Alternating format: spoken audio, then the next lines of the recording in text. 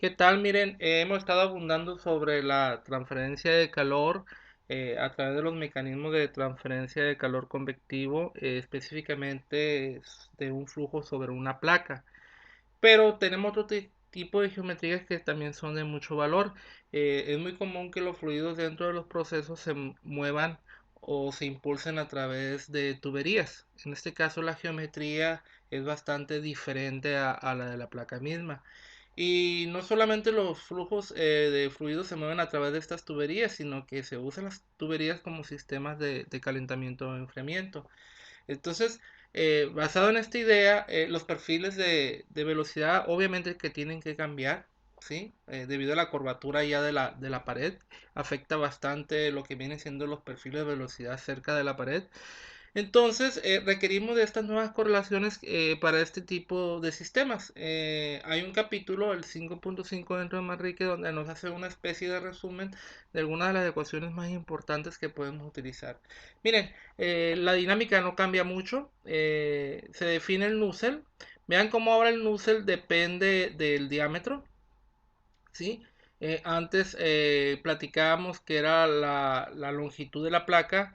Ahora la parte medular dentro de la definición de Nusselt ya no es la longitud del tubo, no lo sería, sería el diámetro del tubo. Ese sería el coeficiente global del sistema a lo largo de todo el tubo dividido entre la conductividad térmica. Vean cómo hemos cambiado de longitud característica para definir el Nusselt. Eso siempre debemos de tener cuidado. Dependiendo de la geometría donde nos estamos documentando, revisar qué definición se usa para Nusselt. La definición genérica es que es H por una longitud característica entre la conductividad térmica. Y en esa longitud característica pues va a depender del tipo de dispositivos que estemos utilizando para enfriar o calentar nuestro fluido. Bueno, y fíjense que aquí está nuestra correlación. Nuestra correlación va a depender del diámetro de la tubería, la longitud de la tubería y de un número dimensional llamado número de Peclet. ¿Ok? Entonces, nosotros evaluamos la información y bueno, esto nos va a permitir obtener el número de Nusselt. Pero, ¿qué es el número de Peclet? Bueno, aquí lo tengo aparte. El número de Peclet es la agrupación de dos números muy importantes, el número de Reynolds y el número de Prandtl. El número de Reynolds de forma genérica está definido como una velocidad característica por una longitud característica entre la viscosidad cinemática. Y el PRAN, como lo vimos en las clases anteriores, es la razón entre el coeficiente de difusión molecular de cantidad de movimiento y el coeficiente de difusión molecular de calor. Entonces, al hacer este producto, ¿qué nos queda? Nos quedan dos grupos. El primer grupo de arriba nos habla de la inercia del fluido al moverse a través del tubo y el grupo de abajo nos habla de la capacidad de difundir el calor a nivel molecular. Bueno, esta definición me permite establecer el concepto del número de Peclet. Ojo, el número de Peclet tiene mucho valor, no solamente la transferencia de calor. Cuando vean sus clases de transferencia de masa o de reactores van a encontrarse que el Peclet aparece reiteradamente, ¿no? Esto sería la definición para un Peclet, pero un Peclet de calor. Algunos libros incluso le ponen una H aquí para indicar que se refiere al Peclet de la transferencia de calor. Pero bueno, hay muchos tipos de Peclet. Hay Peclet de dispersión axial, Pecles de dispersión radial y luego están los Pecles de los que vemos en transferencia de masa. No nos debemos de perder, cada Pecle tiene un significado correspondiente al proceso que estamos analizando. Bueno, también me gustaría crear algo del PRAN. En muchos libros vamos a encontrar que PRAN es igual a CP mu entre K. ¿Sí? Esta es la definición más común de PRAN dentro de los libros. Le recuerdo que el PRAN es la razón entre dos coeficientes de difusión molecular, el de cantidad de movimiento y el de calor. Y este PRAN me ayuda a establecer cuál fenómeno es más importante o qué fenómeno es más rápido. Si el PRAN es muy, muy grande, me está indicando que el sistema es más bueno para transferir la cantidad de movimiento que el calor. En esos casos ocurre que la capa hidrodinámica se vuelve de mayor espesor que la térmica debido a esa capacidad de transferencia. Pero retomando los conceptos de cada uno de ellos, ¿sí? De lo que son cada uno de estos coeficientes, ponemos su definición para la viscosidad cinemática y para el coeficiente de difusión de calor, ¿sí? Respectivamente, estas son sus definiciones. Y bueno, haciendo un poco de álgebra, llegamos a una definición muy común que van a encontrar en los libros. Es decir, si ven que es P mu sobre K, bueno, ahí está la explicación, ¿no? La definición es una comparación de coeficiente de difusión, pero de manera técnica, operacional, en los libros van a encontrar que es CP mu entre K. Bueno, dicho esto, aquí cabe aclarar que en este caso el Pecklet, para el tema que estamos viendo de flujo dentro de una tubería, la velocidad característica generalmente está asociada a la velocidad promedio del flujo dentro de la tubería. Y la longitud característica para tuberías en lo general corresponde al diámetro de la tubería. Si hubiera una diferencia, lo tendría que marcar el documento donde estamos leyendo la correlación.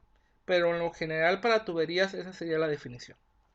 Bueno, ojo, no lo dije, pero aquí está el subtema. Esta correlación obtenida, ¿sí? Es válida para régimen laminar y se utiliza cuando la temperatura de la pared del tubo es constante. Y ustedes dirán, no es cierto, la temperatura de la pared a lo largo del tubo debe de cambiar. Bueno, en muchos procesos es muy probable que se caliente con vapor saturado. Entonces, si mi fluido frío lo paso por dentro de la tubería y por fuera le hago pasar vapor saturado, este vapor va a empezar a condensarse y va a estar realizando transferencia de calor al fluido frío. Entonces, durante todo el proceso de condensamiento, la temperatura de la pared del tubo siempre va a permanecer constante y efectivamente la temperatura de condensación. Otra forma de mantener la temperatura de una tubería a un valor constante es hacer pasar un fluido demasiado rápido, ya sea un fluido líquido o vapor, ¿sí? Y al pasar demasiado rápido, la cantidad de calor que aporta con respecto al flujo que pase es mínimo. Entonces significa que este flujo a la entrada y la salida, las variaciones de temperatura pueden ser 2-3 grados y para efectos prácticos uno considera que es de temperatura constante. Y ojo, no estoy diciendo que está con condiciones de, de saturación. Simplemente estamos indicando que el fluido que lo está calentando, que generalmente se llama servicio, ¿sí? El servicio del sistema, pasa demasiado rápido que la cantidad de calor que brinda a la tubería pues no afecta su valor de entalpía y por lo tanto la temperatura de entrada y de salida del fluido de servicio, el que me calienta lo que pasa por dentro de la tubería, pues permanece para efectos prácticos de forma constante. Bueno, tenemos esta correlación, se puede aplicar. ¿Y qué pasa para régimen turbulento? Bueno, el régimen turbulento, esta es una correlación de Dittus-Walter. Y bueno, aquí dependería, fíjense la clasificación que hace. Si yo, por ejemplo, voy a trabajar con un proceso de calentamiento, el factor n vale 0.4, pero si voy a trabajar con enfriamiento, el factor n vale 0.3. Van a decir por qué la discrepancia. Miren, es muy obvio. Resulta que cuando yo estoy calentando o enfriando mi fluido, pues tengo una capa límite hidrodinámica y térmica cerca de la pared. Y generalmente la temperatura de la pared va a influenciar bastante el desarrollo de estas dos capas. Eh, puede ocurrir que la temperatura de la pared en calentamiento sea prácticamente la temperatura del servicio que lo está calentando. Entonces, la viscosidad del fluido cerca de la pared es muy probable que sea mucho menor que la del fluido frío que yo quiero calentar, es decir, el fluido que yo estoy suministrando dentro de la tubería.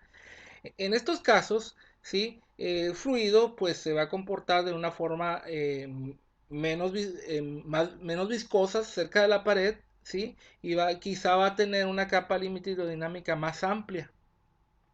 Entonces es de esperar que la transferencia de calor se mejore. Por lo contrario, si el fluido lo estoy enfriando, pues la capa hidrodinámica y la capa térmica que están pegadas a la pared es más viscosa y el proceso me va a dificultar las transferencias de calor. Entonces, es como se hace esa discrepancia. Vean, no aparece el número de Peclet, ¿sí? Vean, sigue apareciendo el punto 8, ¿sí? Del caso anterior. Y aquí estamos jugando con el valor de n.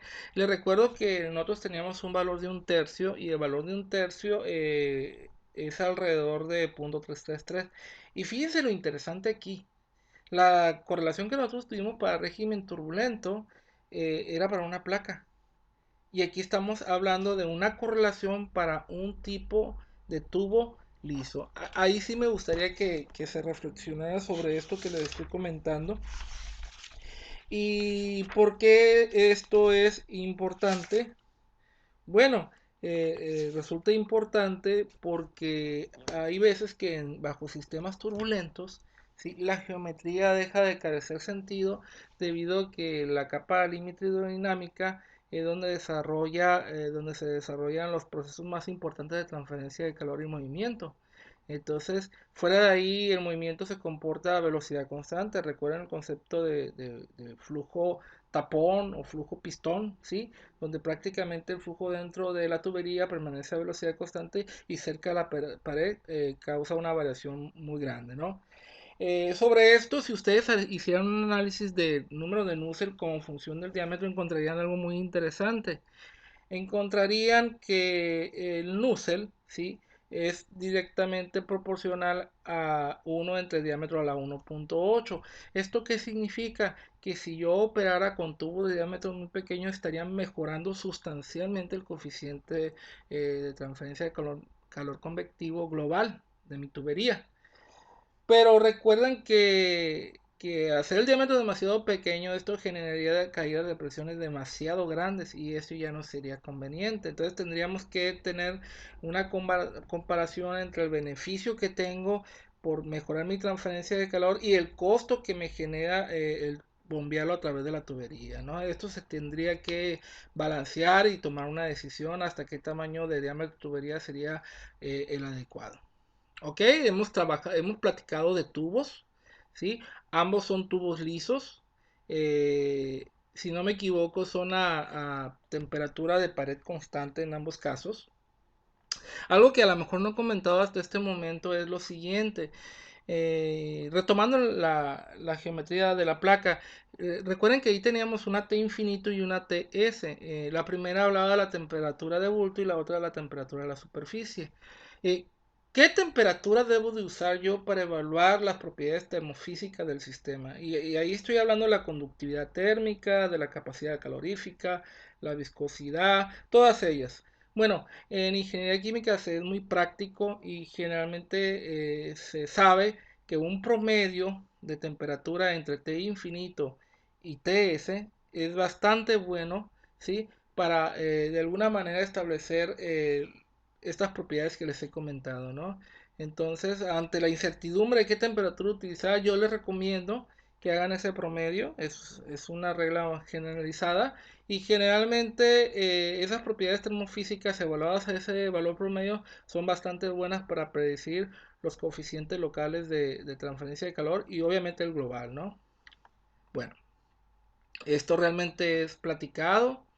No puedo hacer mucho al respecto, más que darles consejos. Bueno, esta relación es bastante famosa, la relación de Sidri-Tate. ¿Por qué es bastante famosa? Miren, conforme se desarrollan los equipos de transferencia de calor, se dieron cuenta de que no alcanzaba la idea de establecer un número de Nusselt en términos del Reynolds y del Pran. Se dieron cuenta que la eh, viscosidad del fluido adyacente a la pared de alguna manera afectaba mucho el coeficiente de transferencia de calor.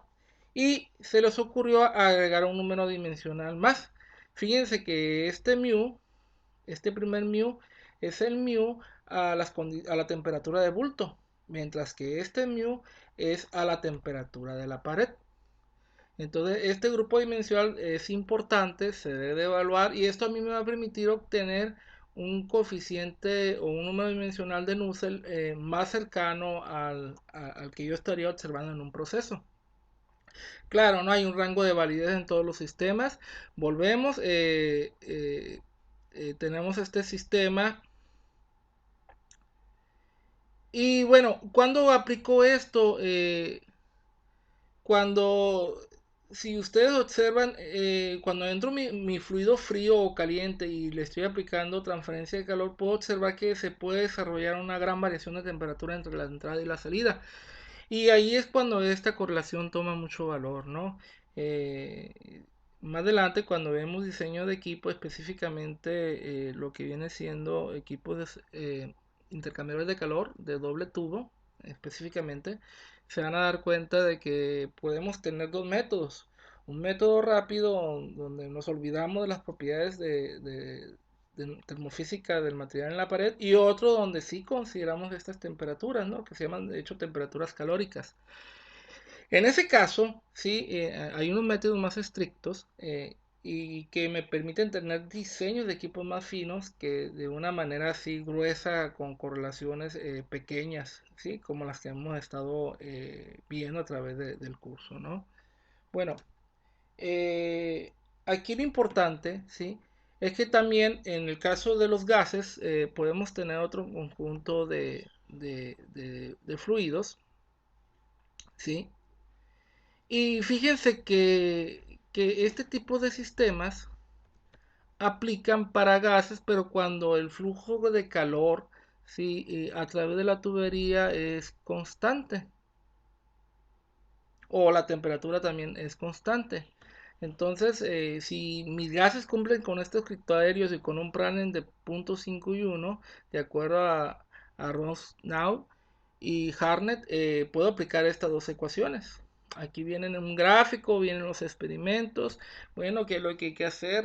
A lo mejor irnos a la documentación original, qué condiciones fueron aplicadas para la validez de la correlación y ver si nuestro problema en específico cumple con ello. Si cumple con toda la confluencia, puede usarse dicha correlación, ¿no? Ok, aquí están otro conjunto de correlaciones, ¿sí? ¿Y qué pasa cuando tengo una tubería que no es circular? Bueno, pasa lo que ya hemos comentado, existe el concepto de diámetro hidráulico. El diámetro hidráulico no corresponde más que 4 veces el área de sección transversal de flujo dividido entre el perímetro mojado, es decir, donde el flujo circula. Lo vimos en transferencia de movimiento cuando establecimos algunas correlaciones. Entonces, esto puede aplicar de la misma manera. Nada más que hay que tener cuidado, ¿no? Les voy a dar un ejemplo. Si yo tengo flujo anular, es decir, el flujo entre dos tubos, ¿sí? El perímetro mojado es el diámetro del tubo interior y el tubo exterior, mientras que el perímetro de transferencia de calor solamente es el tubo interior, porque generalmente el tubo exterior está aislado y no hay transferencia de calor. Entonces es importante establecer, ¿sí? Dónde hay transferencias, ¿no? Entonces, al momento de establecer estos diámetros hidráulicos, hay que aclarar si es para la transferencia de movimiento o es para la transferencia de calor. De todas maneras, esto lo usaremos para el diseño de equipo. Yo en su momento lo explicaré más a detalle y seré muy enfático en la diferencia que hay entre cada uno de ellos, ¿no?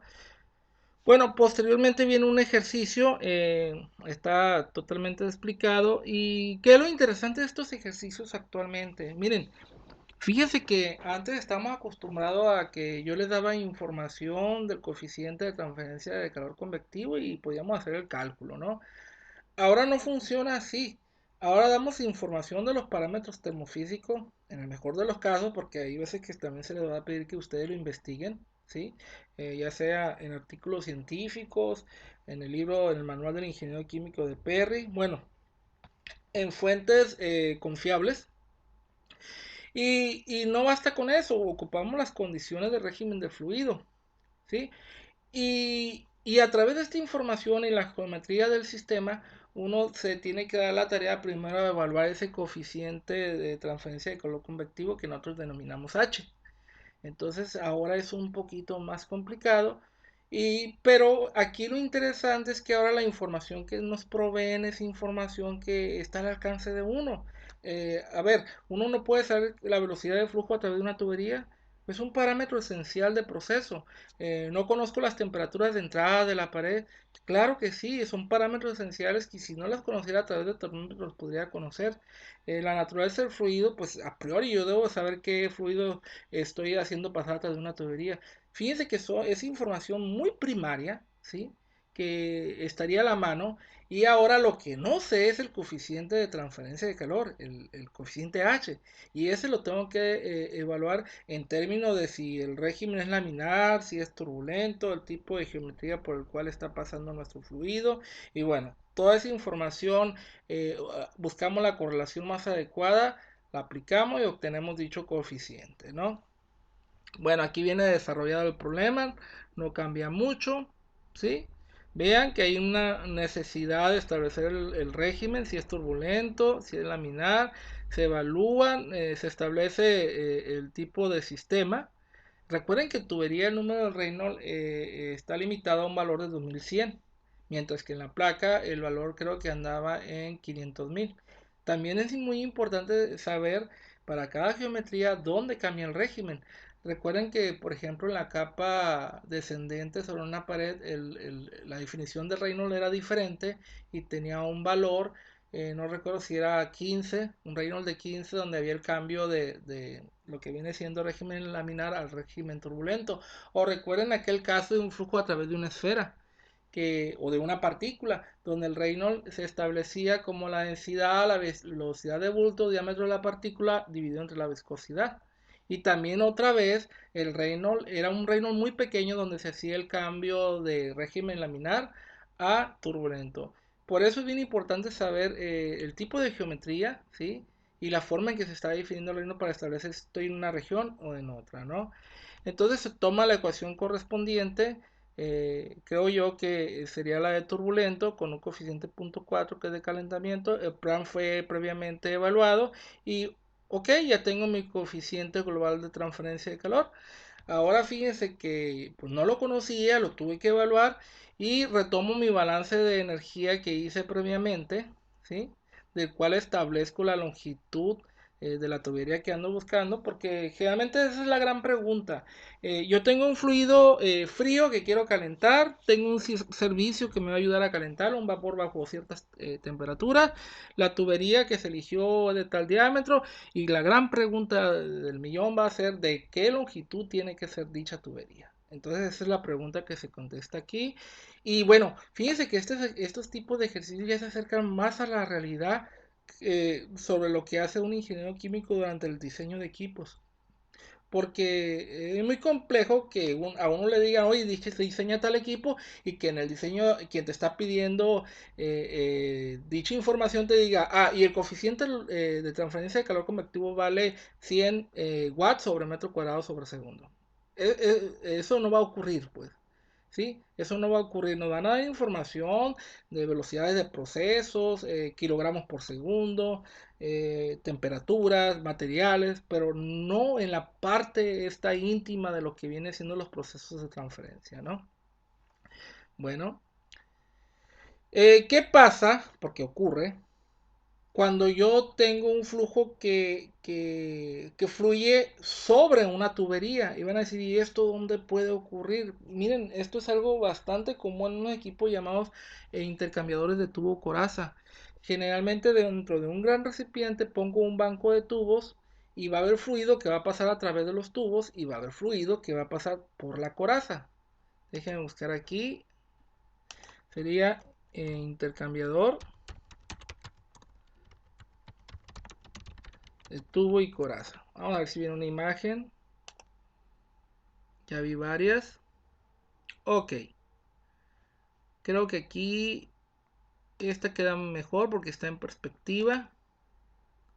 A ver si la puedo ampliar.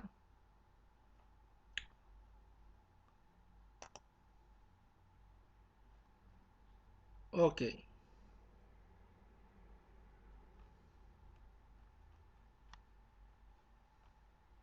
Ok, se visualizó el inicio, pero ya no después.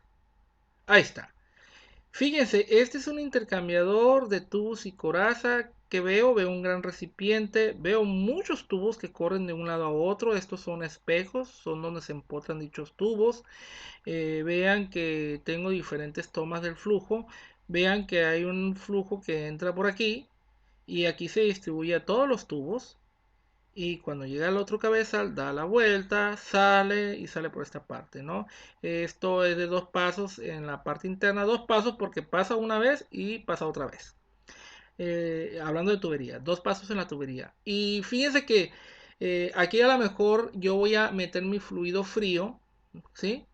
Quizá un puré, y va a entrar a través de la tubería, va a moverse a través de ella y va a salir. Y a mí se me ocurre que este puré lo quiero calentar. Quiere decir que ahora yo tengo que inyectar vapor por la parte de esta toma y esto se va a distribuir sobre los tubos. Y vean estas mitades de círculo. Estos se denominan deflectores. Si estos no estuvieran, el vapor tomaría el camino más corto y saldría directamente por acá. Y había regiones, ¿sí? Como esta, como incluso esta no, porque el vapor chocaría de frente, pero toda esta región probablemente no sería calentado por el vapor. Entonces, el papel de los deflectores o baffles es eso, es guiar el flujo de vapor de entrada y esto ocasionaría que cuando el vapor entre, haría el vapor esto, ascendería, chocaría contra el baffle, lo obligaría a dar la vuelta, luego retomaría camino y así sucesivamente. Esto que haría mejoraría la transferencia de calor. Pero aquí hay algo muy importante. Vean que generalmente los flujos pasan a través de la tubería de forma perpendicular a ellos. Es decir, no corren a lo largo de ellos. El flujo más importante, ¿sí? La mayoría del flujo generalmente recorre estas tuberías de forma perpendicular. Y bueno, aquí también ocupamos saber cuál es el coeficiente de transferencia de calor. Ocupamos dos de hecho, uno dentro del tubo y otro fuera del tubo. Y vean que el régimen de flujo es establecido, cuántos baffles puse, cuántos tubos tengo, cuánto es el área de los espejos, ¿sí?